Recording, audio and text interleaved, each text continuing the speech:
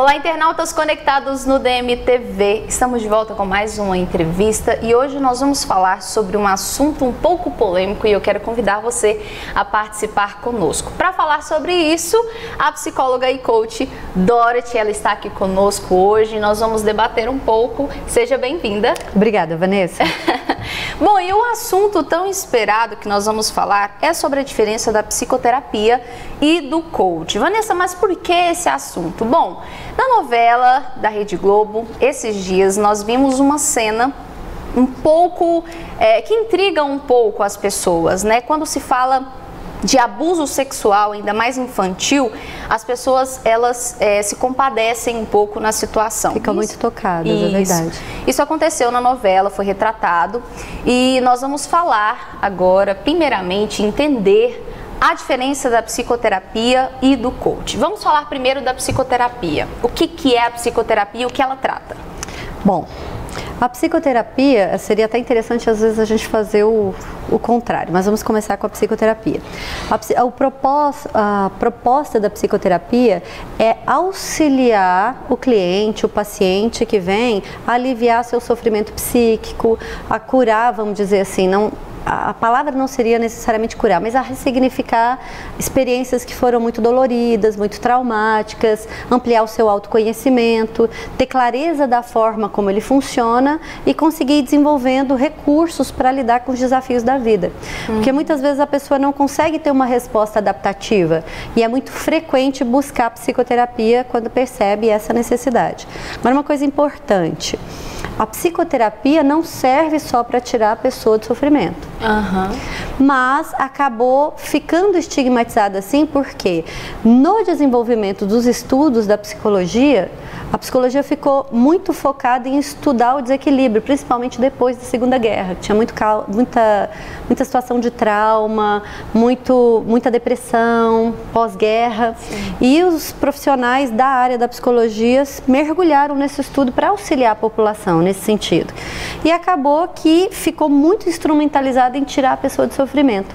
O Martin Seligman, que é um psicólogo norte-americano, considerado o pai da psicologia positiva, ele diz que a psicoterapia ficou muito boa em tirar a pessoa do -1 para o 0. Mas o que fazer para quem está no 0 e quer se desenvolver? Se ele for para os psicoterapeutas atualmente, ele vai ter dificuldade de encontrar profissionais que consigam trabalhar com ele. Olha, eu estou funcional, funciono adaptativamente, mas quero me desenvolver. Quero desenvolver meus potenciais. E a psicologia positiva, que emergiu com muita força da psicologia humanista no final do século XX e tomou bastante força agora no século XXI, ela vem com essa proposta de auxiliar o ser humano a desenvolver suas potencialidades. Sim. Né? E o coaching? Onde é que o coaching entrou? O coaching entrou exatamente na lacuna que a psicoterapia deixou. Porque se você pegar o histórico do coaching, nós temos lá um registro do uso do termo coach para um profissional que é tutor de outro em desenvolvimento na Inglaterra em 1800. Então o coaching não é algo completamente novo que surgiu do nada. De repente agora se fala em coaching. Não. Existe todo um histórico de demandas que foram surgindo depois da Revolução Industrial, da necessidade de trabalhar com os seres humanos, com o desenvolvimento das pessoas. A necessidade surgiu principalmente aí, em que profissionais da área de psicologia, da área de gestão começaram a ocupar esse lugar. Né, de orientar e de aconselhar, vamos dizer assim, os profissionais que buscavam esse tipo de apoio naquele momento. E à medida em que essa demanda foi crescendo e a psicologia continuou deixando essa lacuna, a população foi aumentando e nós temos uma quantidade muito maior de pessoas funcionais. O que são pessoas funcionais? A grande maioria da população, que funciona adaptativamente, que tem suas questões como nós, tem suas questões, tem suas, às vezes uma dificuldade aqui ou ali de lidar com uma situação ou outra, sente necessidade de se desenvolver mais num aspecto ou outro, mas não ao ponto de dizer, então eu vou para a psicoterapia, porque a psicoterapia vai me possibilitar isso. Né? E o coaching surgiu nessa demanda. E às vezes as pessoas perguntam, porque veem várias definições, tem tem N publicações que trazem essa definição, que a psicoterapia trabalha com o passado, com foco no passado, e o coaching trabalha presente e futuro. Isso não é verdade. Isso é uma definição equivocada. Por quê? Tem abordagens da psicoterapia, como a terapia cognitivo-comportamental, como a própria Gestalt, trabalhando com o fenômeno, que é a fundamentação e a fenomenologia, que trabalham com o presente, com o que está acontecendo nesse momento. Muitas vezes levantam algum tipo de explicação, mas não que esse seja o foco. Vou lá atrás para saber o que aconteceu, para explicar o que está acontecendo aqui. Por ser algo novo que está no auge, né? Todo mundo hoje quer ser um coaching. Aí as pessoas acabam confundindo. E na verdade, qual que é a diferença da psicoterapia para o coaching? Não é tão fácil explicar. Por quê? Porque elas se tocam em algum momento. Os dois promovem autoconhecimento. Só que o coaching, ele não vai no nível de profundidade que a psicoterapia vai. Eu costumo dizer para os meus clientes, eu já encaminhei clientes para a psicoterapia, começou o processo de coaching, surgiu uma demanda, começaram a surgir obstáculos que se repetiam e ele não conseguia mudar o padrão de resposta. Provavelmente existe uma questão que precisa ser aprofundada. E para aprofundar é necessária uma preparação de um profissional. E o psicólogo, o psicoterapeuta, o psicanalista, os psiquiatras com preparação para serem psicoterapeutas, eles estão preparados para lidar com todos os possíveis desdobramentos desse mergulho. Sabe? No caso do trauma, por exemplo.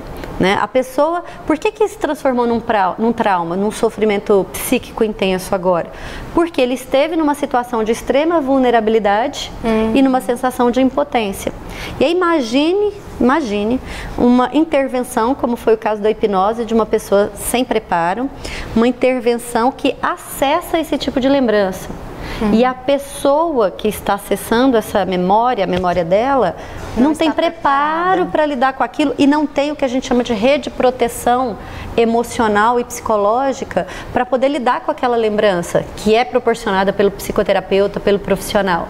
Então, a memória vem e vem com todas as emoções experimentadas naquela situação. Então, a emoção de impotência, de vulnerabilidade, de sofrimento intenso. E se ela não tem essa sustentação de um profissional que auxilie a lidar com essa experiência, sabe o que pode acontecer?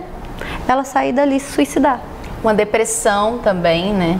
Às vezes não dá nem tempo, porque às vezes o sofrimento é tão grande, tão insuportável, tão intenso, né? E eu acredito, eu não acompanho a novela, vi algumas cenas e tive algumas informações, né? Aquela história da novela, que ela se lembrou e aí ela foi lá tirar satisfações com o padrasto. Isso é improvável. É improvável que isso aconteça, mas coloca a situação de uma forma tão simplista que eu particularmente achei extremamente irresponsável, porque algumas pessoas começaram a procurar coaches para tratar traumas. E era essa justamente a minha próxima pergunta, se qualquer pessoa pode ser um coach? Qualquer pessoa pode. Qualquer pessoa que queira trabalhar com desenvolvimento de pessoas pode ser coach, mas sim. Não especificamente para tratar traumas, não. Coaching não trata traumas. Coaching trata de demandas que muitas vezes a pessoa traz para desenvolvimento. Eu quero me desenvolver, eu quero desenvolver meus potenciais. Às vezes ele chega com alguma queixa, eu tenho dificuldade de me organizar, eu tenho dificuldade de falar não no meu trabalho, eu tenho dificuldade de colocar limite nas pessoas, ou eu tenho relações que a pessoa fica muito folgada comigo, fica meio abusiva. E a gente auxilia a pessoa a treinar o que a gente conhece dentro da psicologia como habilidades sociais, que são aprendidas, como se fossem músculos mesmo, a serem fortalecidos para ele estar mais equipado, mais instrumentalizado para lidar com as demandas da vida. Né? Então, para nós entendermos aí um pouco, nós estamos alinhando... Falo rápido, né, Vanessa? Eu disparei, gente, desculpa, eu disparei. Nós estamos alinhando, né, essa questão do coach, da psicoterapia, com o caso da novela O Outro Lado do Paraíso, em que a vítima, a Laura, ela teria sido abusada pelo padrasto aos 8 anos de idade. E uma advogada, colega de uma amiga dela, teria indicado essa advogada que trabalhava com um coach. E aí nós até estamos vendo o exato momento da cena em que ela se recorda do momento do abuso sexual. Então, eu queria que a senhora falasse também a respeito, a senhora já disse, né, que existem pessoas que ao sair desse tipo de tratamento, quando não tem todo o amparo de um profissional adequado, ele pode até se matar. Pode. Diante dessa situação, é até louvável nós agradecermos, né, por ela não ter feito isso. Sim, assim, até porque é uma história que se dá o desdobramento que se quer. Né? Nós sabemos, né, a comunidade do coaching sabe, tem informações de que essa inserção do coaching na novela foi um investimento de uma escola bastante conhecida de coaching, inclusive de origem goiana. Né? E assim, uma escola que já foi acionada pelo Conselho Federal de Psicologia, já tem um Conselho Nacional de Propaganda e de Marketing também acionando, sendo processada, a própria Globo, por esse tipo de veiculação de informação, por mais que as pessoas falem assim. Mas ela não ajudou? Ela não ajudou, uma ajuda que não é pertinente e nem conseguirá realmente trazer o resultado. Eu estava conversando com um profissional esse final de semana, que é da área de psicologia também, e ele começou a dizer, não, porque o programador neurolinguista pode tratar traumas e trata, o hipnoterapeuta pode tratar traumas e trata. Eu falei, peraí, espere só um momentinho. O grande equívoco é achar que basta acessar o problema. Basta acessar o problema que as coisas vão se resolver, desdobrar e se resolver consequentemente. Não basta. São profissionais que adquirem conhecimento e conhecimentos bastante interessantes para poder acessar esse tipo de problema, esse tipo de memória. Mas e aí? O que se faz depois com isso? Justamente. E se a pessoa de repente tem um surto?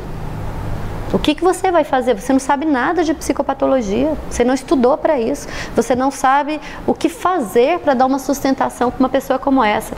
Você vê a cena da novela, não tinha visto, o sofrimento da menina. É muito intenso. Você havia até me perguntado quando nós conversávamos antes, mas uma menina de 8 anos não se lembraria? É frequente nós bloquearmos memórias. E era isso que eu ia perguntar nesse exato momento, porque ela tinha 8 anos de idade quando tudo aconteceu.